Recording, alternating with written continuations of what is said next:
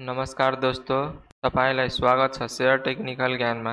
आजको भिडियोमा हामी कुरा गर्नेछौँ एउटा धेरै सामान्य तर झन्झटिलो समस्या बारे, ल्यापटप वा पीसीको बारम्बार ह्याङ हुने समस्या।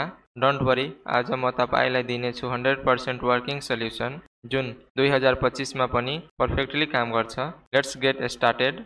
ल्यापटप वा कम्प्युटर ह्याङ हुनुको कारण चाहिँ के हो त त्यसको बारेमा पहिला जानौँ हामी। जब हाम्रो ल्यापटप स्लो हुन्छ, बारम्बार ह्याङ गर्छ, त्यो धेरै एडिटिङ हुन्छ, यसको कारण हुन सक्छ हाई र्याम और सीपीयू युसेज, जंक फाइल, स्टार्टअपमा धेरै प्रोग्राम, पुरानो ड्राइभर अथवा भाइरस मालवेयर। र यसको सल्युसन नम्बर 1 के छ भने सबभन्दा पहिलो हामी अननेसेसरी स्टार्टअप एपलाई डिसेबल गरौँ। टास्क बारमा राइट क्लिक गर्नुहोस् र सिलेक्ट गर्नुहोस् टास्क म्यानेजर। जानुहोस् स्टार्टअपमा जुन प्रोग्राम तपाईलाई नचाहिएको हो त्यसलाई डिसेबल गर्न सक्नुहुन्छ। यसमा मलाई नचाहिने एपहरू कुन छ, यहाँ मैले सबै डिसेबल गरिराखेको छु र एउटा यो छ WISPR छ, यसलाई म डिसेबल गर्छु। तपाईहरुको सबै यो इनेबल होला, यसरी यहाँ इनेबल गर्न मिल्छ। त्यो इनेबल होला यो सबै यसरी। यो सबैलाई तपाईहरुले डिसेबल गर्न सक्नुहुन्छ, यसलाई डिसेबल गरिहाल्नु होला। यो ल्यापटप स्टार्ट गर्नु बेला धेरै फास्ट ओपन हुन्छ। यो ल्यापटपको बुट समय घटाउँछ र ह्याङ हुने चान्स कम गर्छ। र अब यसलाई काटिदिइराछु म, तपाई क्लोज गरिदिनु होला यसलाई। अब सल्युसन नम्बर 2 के छ? सल्युसन नम्बर 2 मा छ अब हामी टेम्पररी जंक फाइल डिलिट गर्ने छौं। त्यसको लागि तपाईले क्लिक गर्नुपर्छ किबोर्डमा Windows+R क्लिक गरिसकेपछि टाइप गर्नुहोस् TEMP र इन्टर गर्नुहोस्। इन्टर गरिसकेपछि यसरी तपाईको फाइल धेरै आउँछ है। 38 वटा फाइल छ मेरो, 38 वटा आइटम्स छ मेरो। म यसलाई डिलिट गर्छु। सबै फाइल सिलेक्ट गरेर डिलिट गर्नुहोस्। यसको लागि Ctrl+A क्लिक गर्नुस् र किबोर्डबाट डिलिट बटन प्रेस गर्दा पनि हुन्छ अथवा राइट क्लिक गरेर डिलिट गर्दा पनि हुन्छ। त म डिलिट गर्छु। कृपया सब्स्क्राइब गर्न नभुल्नुहोस्। डिलिट भइसकेपछि यसै गरी Windows+R फेरि क्लिक गर्नुपर्छ हामीले। पहिला यो डिलिट गरौँ है। यो डिलिट भइसक्यो, क्लोज गरौँ। फेरि Windows+R क्लिक गर्नुस्। फेरि अब लेख्नुस् % र फेरि TEMP, फेरि %। त्यसको लागि फेरि हामीले इन्टर क्लिक गर्नुपर्छ र फेरि पहिल्यै सिलेक्ट गरे जस्तै फेरि Ctrl+A सिलेक्ट गर्नुहोस् सबैलाई।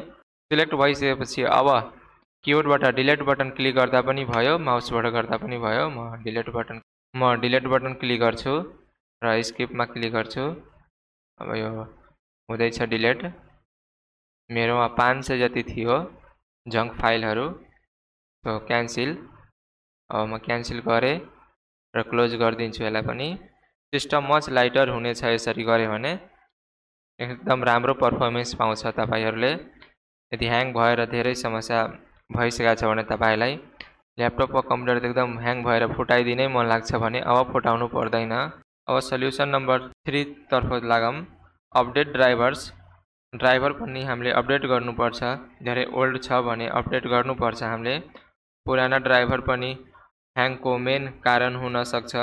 ओपन गर्नुहोस् डिभाइस म्यानेजर। त्यसको लागि हामीले यहाँ विन्डोज आइकनमा क्लिक गरेर राइट क्लिक गर्नुहोस् अनि डिभाइस म्यानेजर छ लेखेको यहाँ, डिभाइस म्यानेजरमा क्लिक गर्नुस् र यसरी ओपन हुन्छ तपाईको। र यसमा तपाई क्लिक गर्न सक्नुहुन्छ।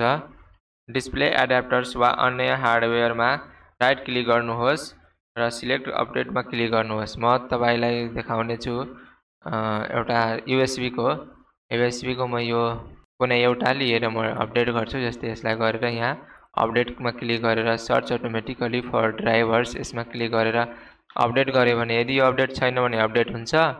यदि अपडेट छ भने the best driver for your device are already installed भनेर यसरी मेसेज आउँछ। यसलाई अब क्लोज गरिदिनु होला र यसरी नै तपाईले सबैमा क्लिक गरेर अपडेट गर्न सक्नुहुन्छ।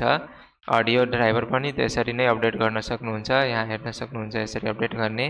मेरोमा अलरेडी अपडेटेड छ है। म क्लोज गर्छु, यसलाई पनि क्लोज गर्छु। यो सेटअपले खास गरी ग्राफिक्स रिलेटेड इस्यु फिक्स गर्छ। Solution number 4। अब सिस्टम स्क्यान गरौँ फर भाइरस मालवेयर।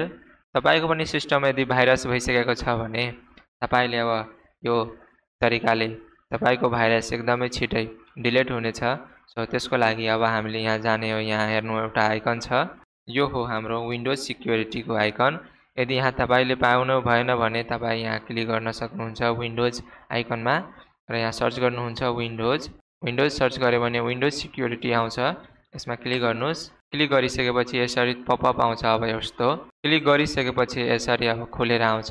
यसमा हामी भाइरस एन्ड थ्रेट प्रोटेक्सनमा क्लिक गर्न सक्नुहुन्छ र स्क्यान क्विकमा पनि क्लिक गर्दा भयो, स्क्यान अलमा क्लिक गर्दा पनि भयो। यहाँ स्क्यान अप्सन हुन्छ, यसमा क्लिक गर्यो भने अप्सन हुन्छ फुल स्क्यान गर्ने कि कस्टम स्क्यान गर्ने कि है, यसरी अप्सन हुन्छ।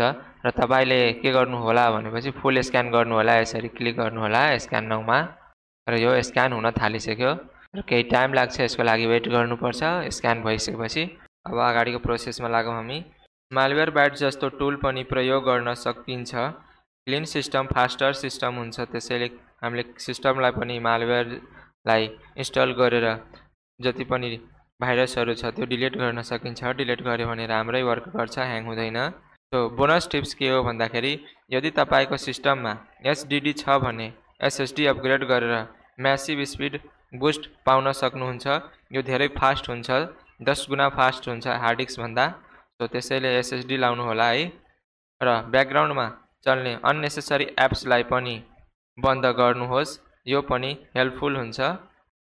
यति भइसकेपछि तपाईले एकचोटि कम्प्युटर वा ल्यापटपलाई रिस्टार्ट गर्नु होला।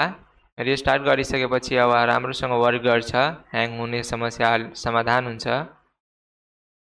आशा छ तपाईलाई यो समाधान उपयोगी लाग्यो।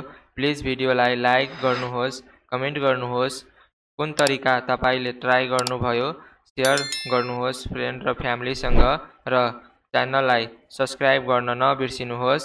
तपाईको एउटा क्लिकले मलाई धेरै प्रेरणा दिन्छ र म तपाईका लागि सधैँ युजफुल कन्टेन्ट ल्याउने छु। धन्यवाद।